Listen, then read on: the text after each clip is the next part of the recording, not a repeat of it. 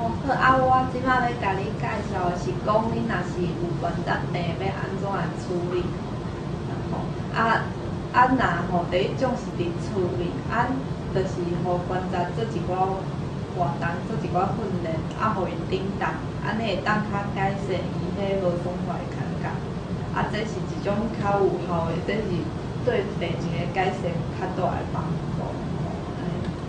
敢有啥物问题？好，我咧继续讲吼。若是讲这人若是较大箍吼，就爱较认真减肥的，减轻伊的体重，安尼较互关节负担较少的，安尼负担较袂遐重，安尼敢有问题？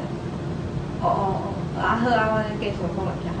若是讲你食迄止痛药还是讲休困拢无法度改善这关节咧痛情况的时阵，就爱考虑讲爱开刀啦。